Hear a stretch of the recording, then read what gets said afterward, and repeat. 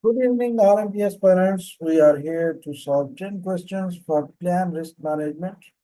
The first domain of the risk management life cycle. Question number one is, what are the supporting elements for an effective risk management plan? What are the organizational elements which can support to the risk management plan development? A option is competent people. Yes, they can support the effective risk management.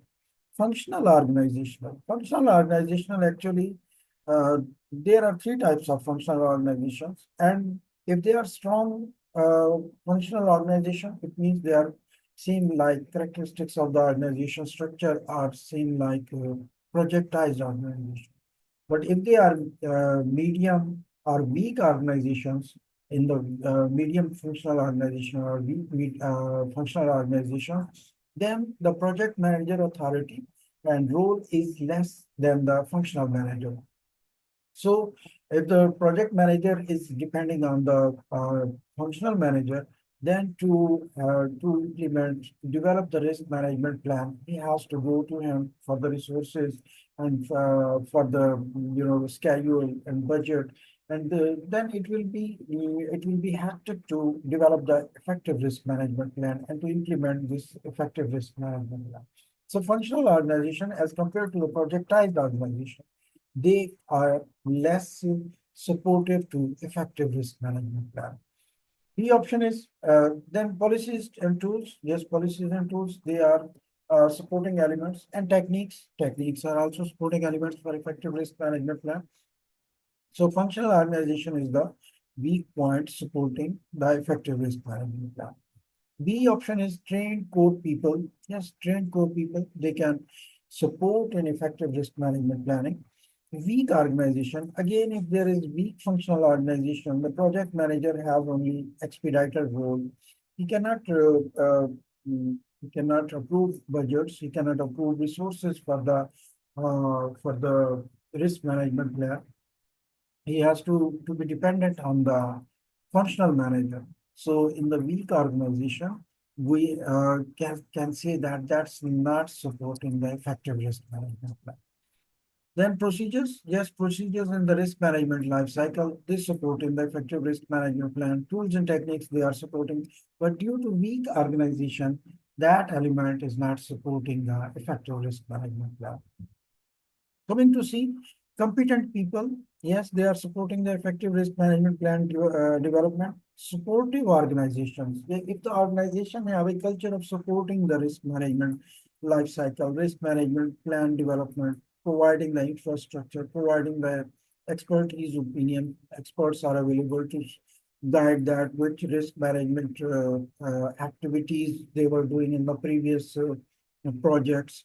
So, if such a situation, such an infrastructure, such a support is from the organization in development of the risk management plan, that is a good support from the organization. Simple scalable processes. Actually, in risk management plan, we are going to alter the processes as per the needs of the project, as per the circumstances of the project. So if the processes are simple and they are scalable, they can be modified, they can change as per the needs of the project. That is also a supporting factor from the organization, and it helps in development of effective risk management plan. And tools and techniques, and if the tools and techniques are simple and scalable, they are also a good factor, that they are also a good opportunity from the organization in development of risk management plan. So C seems to be better among ABC. Then D, competent people. Competent people, yes, they will help in development of effective risk management plan. Collaborative organization. Collaborative organization, yes, they can collaborate, but they are less effective than supportive organizations. Okay, if we can compare that supportive and collaborative, they can collaborate, they can help to engage the stakeholders, they can develop the collaboration, but supporting, they are providing the resources, they are providing the infrastructure. So supportive organization are better than collaborative organization, but collaborative, they are also good support, but less than supportive. Then strict processes, they are not, they are least concerned with the efficiency of the risk management plan. If the processes are stringent, they are solid, strict, they cannot be modified, they don't have flexibility, then if the risk nature changes, or if due to adaptability, new risk comes, due to technology changes,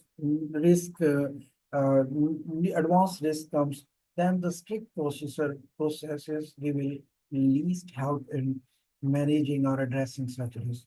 Tools and techniques, if the tools and techniques are strict, again, we will be bound to use those tools and techniques for the risk management addressing.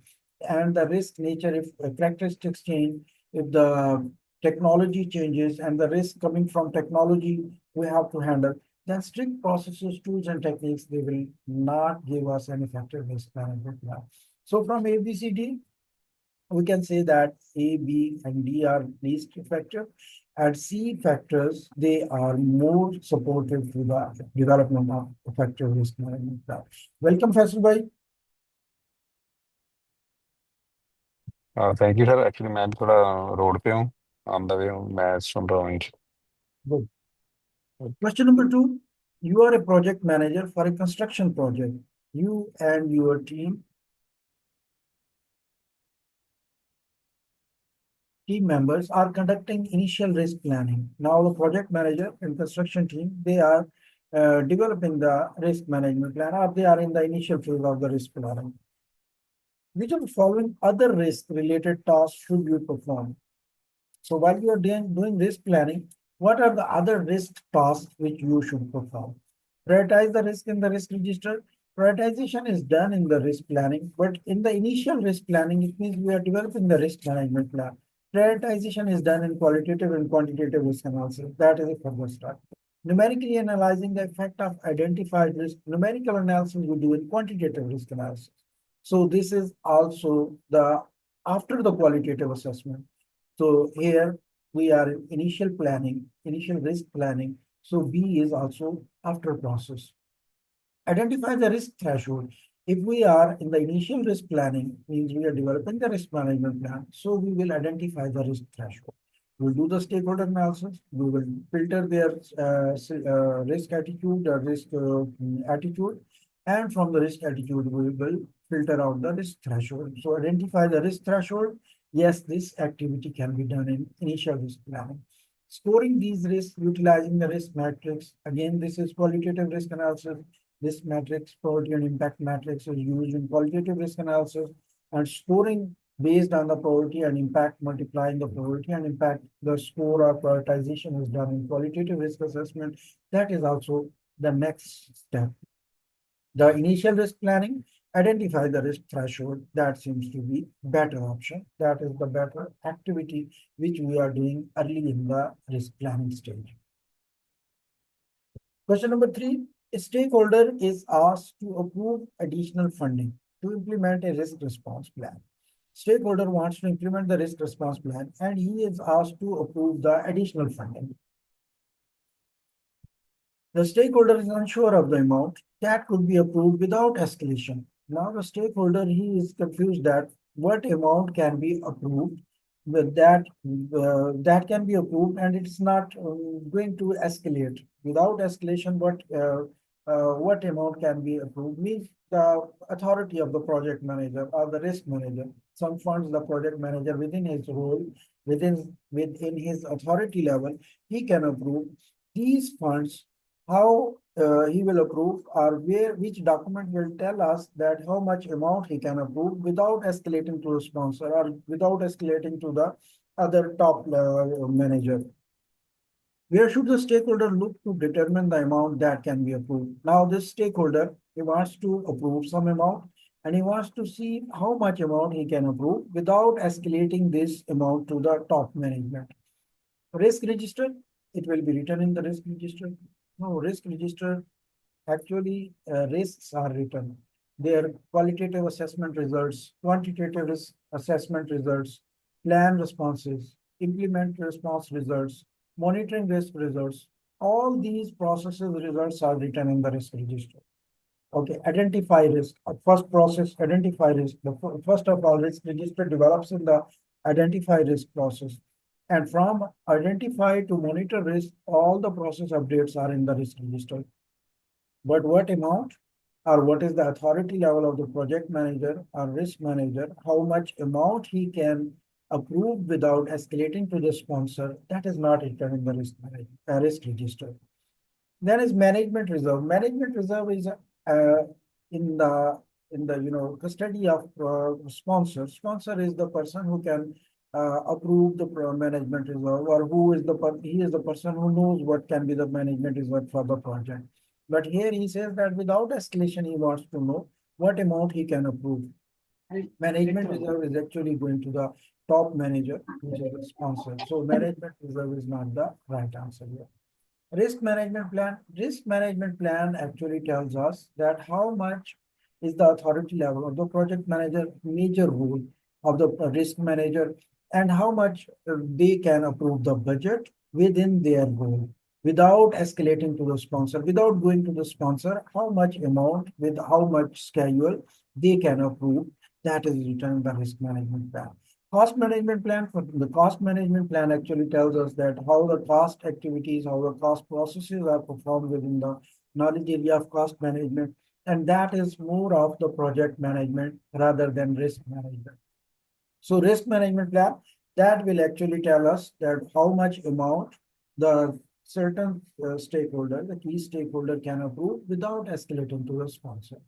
So the right answer is C, risk management. Welcome, Razu bhai.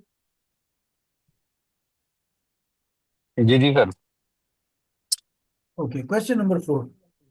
During a meeting to develop the risk management plan, now there is a session where the team is developing the risk management plan. The risk manager recognizes that risk may be identified that could also impact other projects. The risk manager feels that there can be the risk in the project that can impact other projects, other relevant interconnected projects, and that the company is pursuing, which are within this company, within this organization, and these projects, they can be impacted, but these risks will be identified in our project. Risk manager of your project thinks that he recognizes that there will be some risk in our project which actually can impact the other projects, but will be identified in our project. What should the risk manager do? What should the risk manager do in risk management plan development? When the first process is there, when he is developing the risk management plan, he feels that there will be some risk identified in this project which will impact other projects. Then what steps should the risk manager take? First of all, take note of the extensive impact of these risks in the risk register. Whatever the impact of these risks, we should write in the risk register. We are in the risk management plan development. We are not in the risk identification. In risk identification, we write things in the risk register. So A is going to be deleted because we are in risk management plan development and still risk register is not developed. Second says include an escalation process in the risk management plan. And escalation process, yes, it is determined, it is identified when we are developing the risk management plan. Escalation process will tell that if your budget is consumed, if you need extra budget, if, for example, you face with the issue and you are going to do the workaround and you need the management reserve, how you will approach the sponsor, how you will escalate this need of your funds to the top manager. This escalation procedure or path that is written in the risk management plan.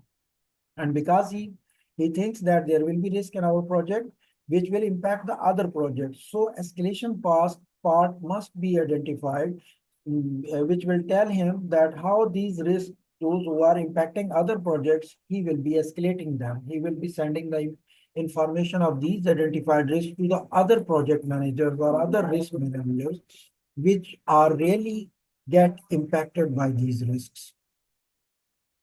So B seems to be good option. Escalation process, yes, we identify, determine, and write in the risk management. C is address the unique characteristics of these risks. Addressing the risk characteristics means we are going to develop the responses, plan response process. But we are in the risk management plan development.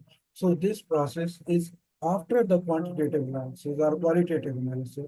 So here addressing the characteristics of these risks on a case by case basis, or whichever basis, that is part of plan risk response, and we are not doing during the risk management plan development. He says, contact the risk manager of the other projects and inform them. He says, directly contact the risk managers of other projects and tell them there can be the risk. First of all, you had not identified. He has recognized that there can be the risk in our project, which will impact the other projects, but still they did not identify because they are in the risk management plan process. So they did not identify. So contacting them, the other risk managers, is a very early approach. There is not the actual the time to tell them that these are the risks which we have identified and they will impact your project. How you will convince them that these are the risks and how much they will impact the other projects. This is still very early stage to contact the risk managers of other projects.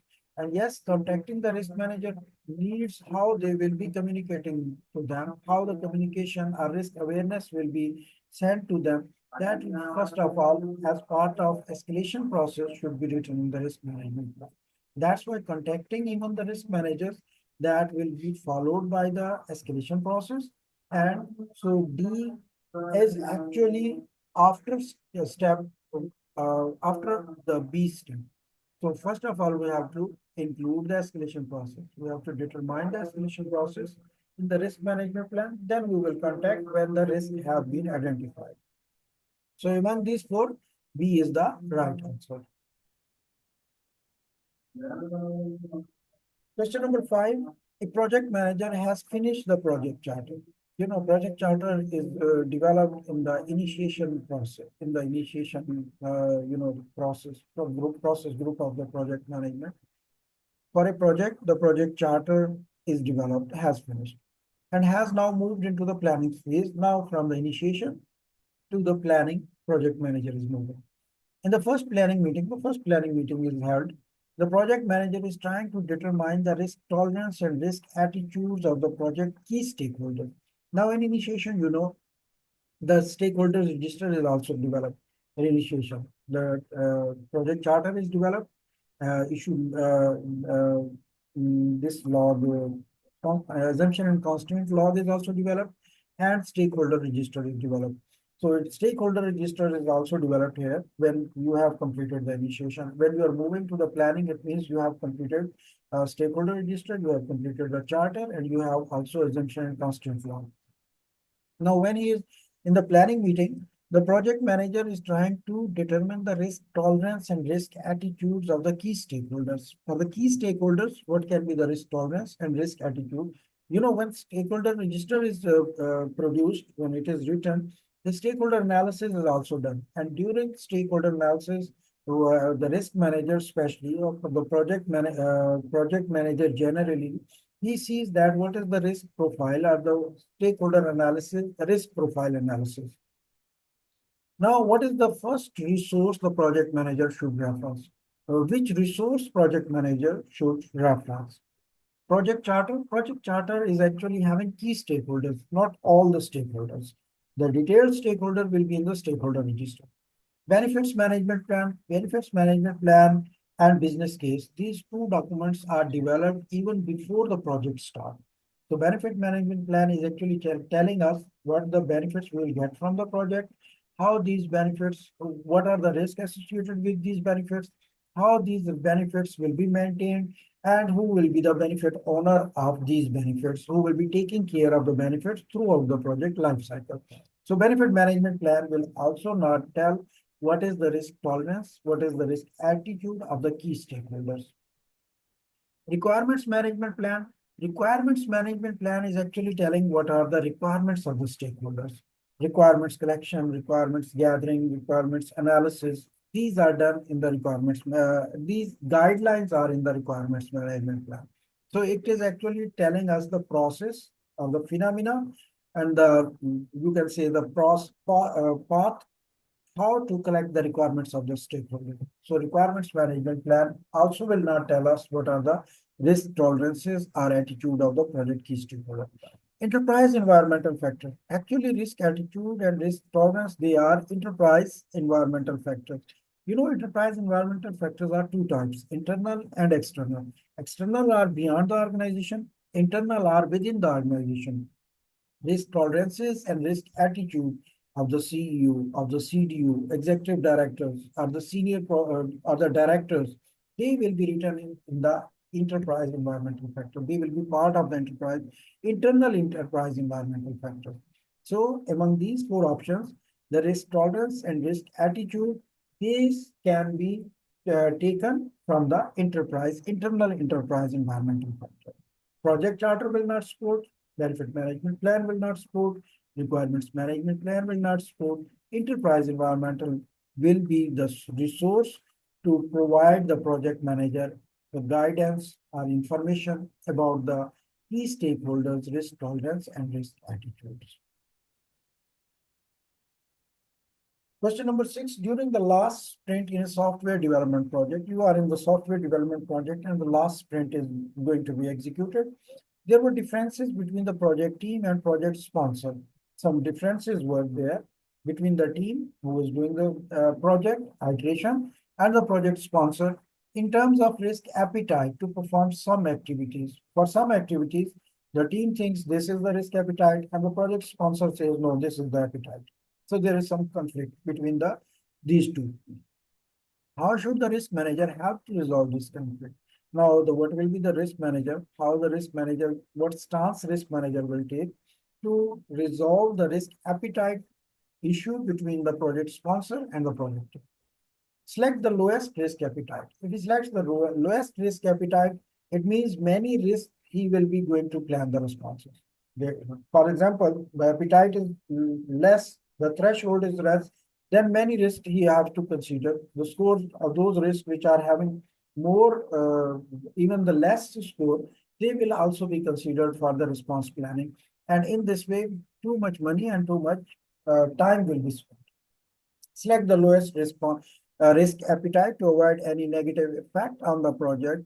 This is, very averse or avoiding nature of the risk management, that each and every threat is going to be considered and they are going to plan the response for these negative effect or negative risk.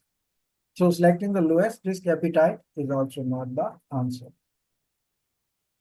Second is aligned to the project sponsor's risk strategy. Whatever the project sponsor says, risk appetite, just align to sponsors give provided appetite because they are the main stakeholders, because he is the key stakeholder. So follow whatever he is saying about the risk appetite.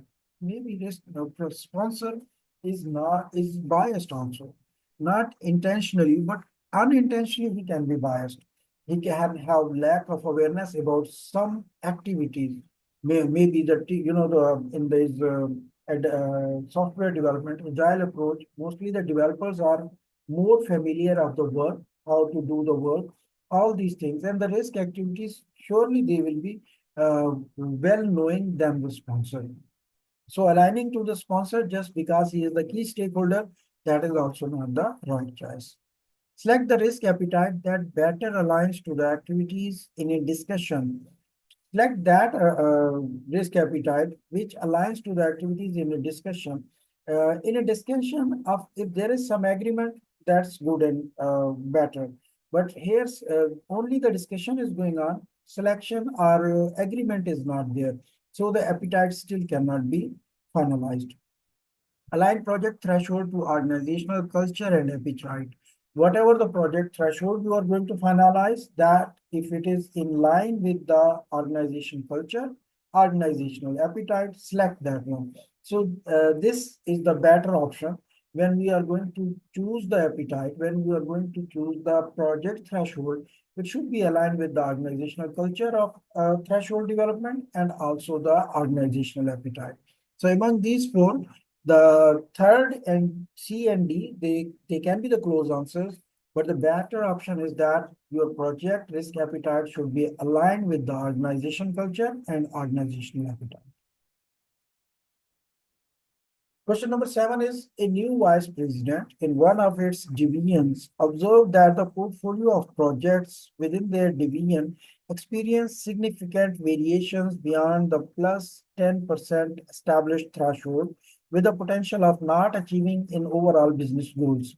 The vice president of the portfolio, he examined, he has find out that the projects within this portfolio, they are having 10 plus percentage of threshold variation, and which is not going to support the achievement of the business goals for the organization.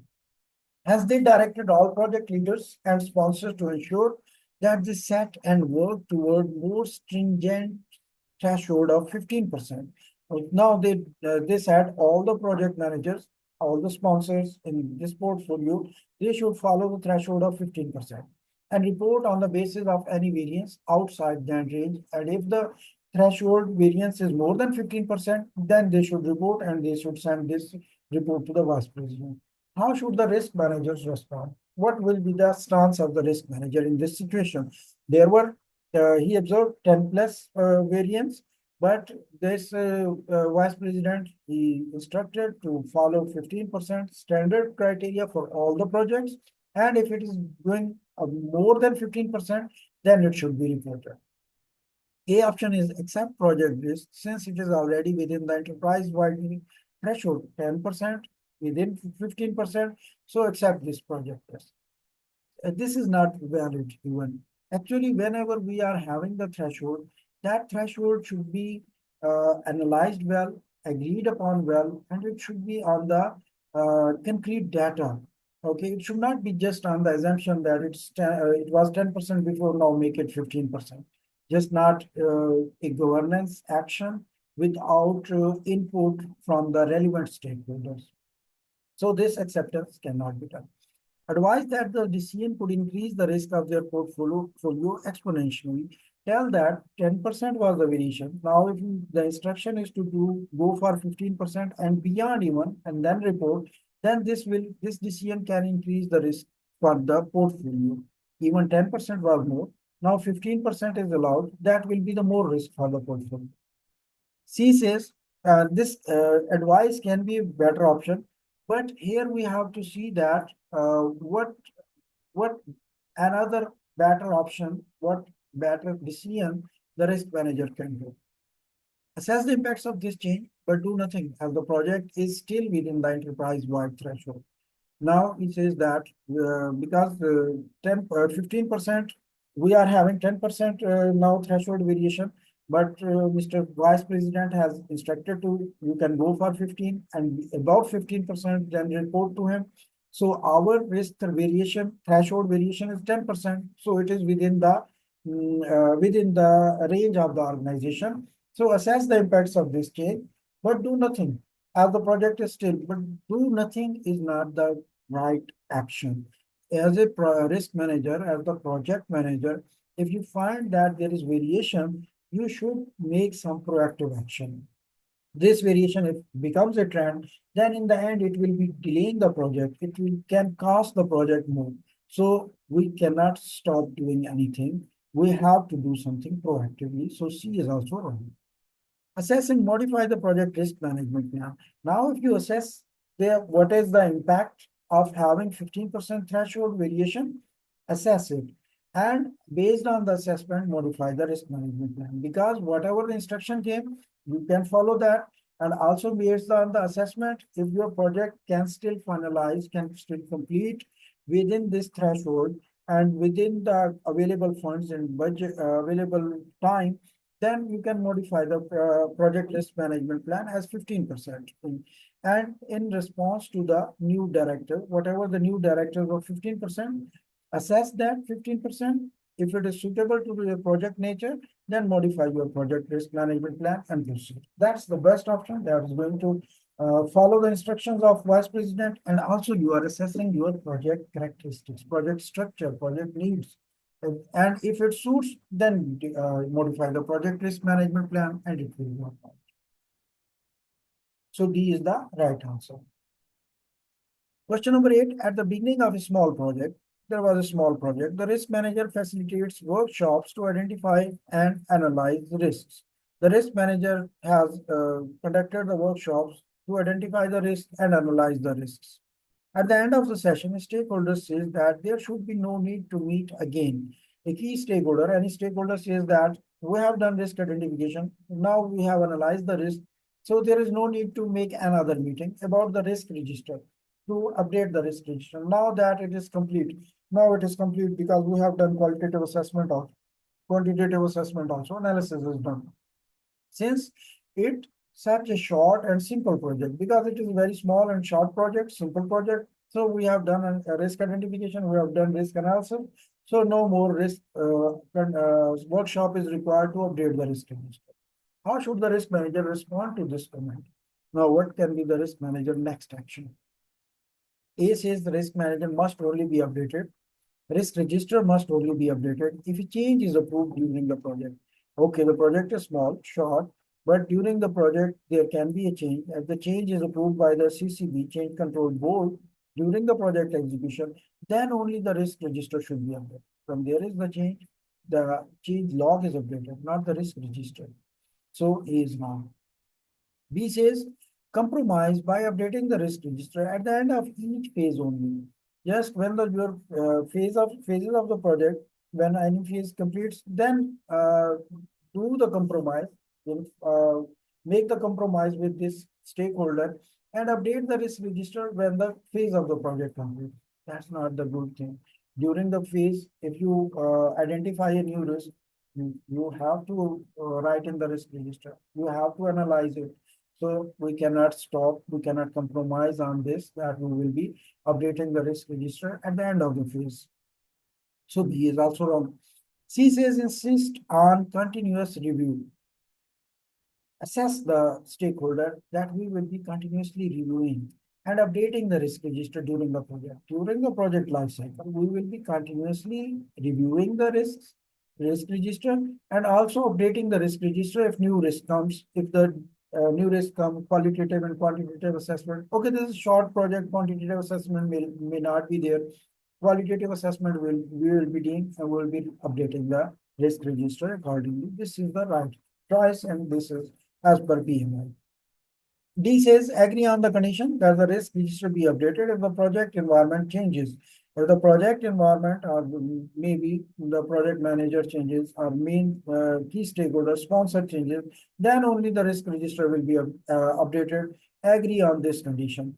This is also only capturing if structure related or you can say strategic change related risks.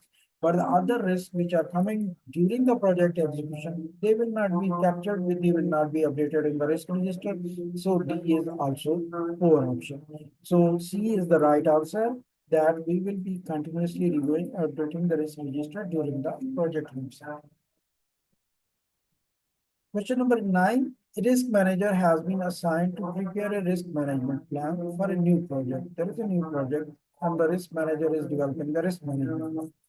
Which factor should the risk manager prioritize when tailoring the risk management processes for the new project? Now, the risk management during the risk management plan development, there are tailoring and alteration of processes. What processes we will use in risk management life cycle, choosing of those processes, that is the tailoring as per the needs of the project. This is tailoring of the risk management processes. Now, the risk manager has to prioritize this tailoring of risk management processes. So which factor he should consider? First of all, number of stakeholders associated with the project. The risk manager should see that how many stakeholders they are involved in the project. Stakeholder, they have their influence. They can contribute to the risk management process execution. But when we are choosing the risk management processes, number of stakeholders does not matter. If they are more or less, that count their, the channels of communication, that does not matter at all. So risk manager should not consider how many stakeholders are in the project. While developing the communication plan, yes, he can count the number of stakeholders, but when he is going to prioritize the risk management processes, he does not need to know what is the number of stakeholders. B is size and duration of the project. Size and duration of the project can be a factor, but if only size and duration is considered, what about the complexity level? If there are risks which are complex, even size of the project is small, or even the duration schedule of the project is very close, but there is very complex risk emerged, then what he will do?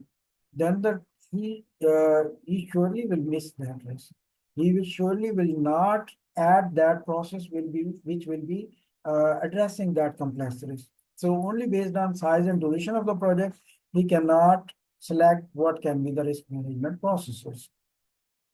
C is maturity of the organizational risk management processes. Organization risk management processes maturity. That is the important factor because the organization has done previous projects, and during those projects, organization has been using or experiencing the processes, tools, and techniques. And based on the results of those projects, organization has come to conclusion that these are the risk management processes which are working well, which are giving productivity, which are efficient for our projects in our organization.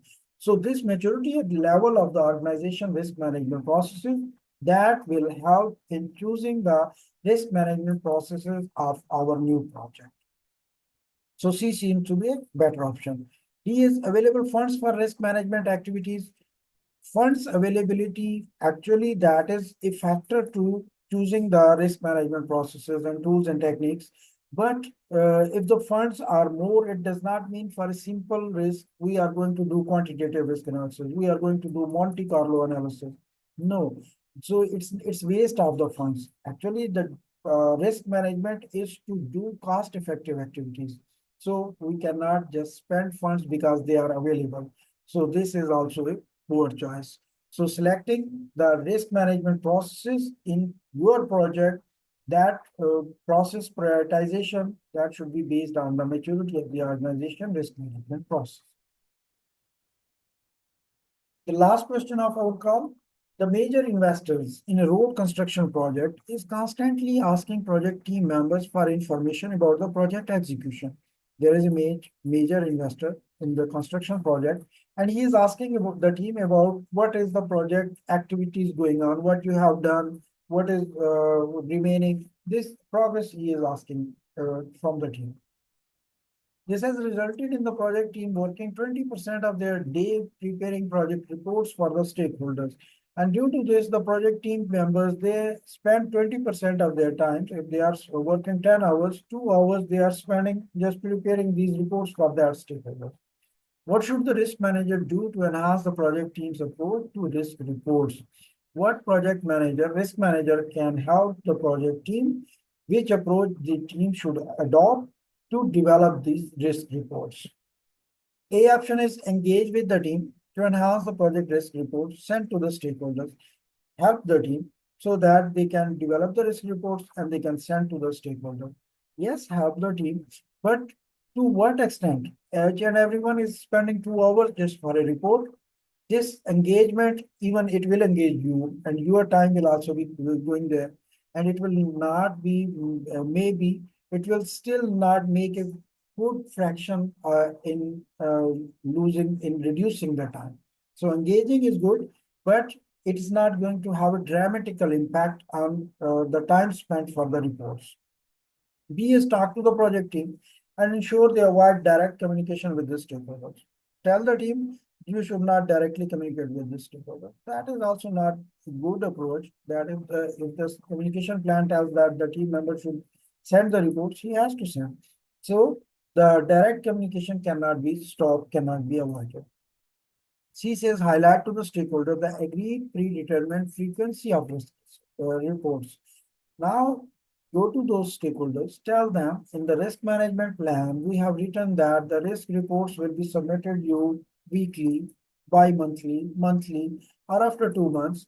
So this frequency, which is predetermined and written in the risk management plan, are also agreed in due to the approval of risk management plan, that should be highlighted to the stakeholders so that they are not frequently asking. They should ask at that frequency which is written in the risk management plan. This should be highlighted, and this is the best option as per risk management.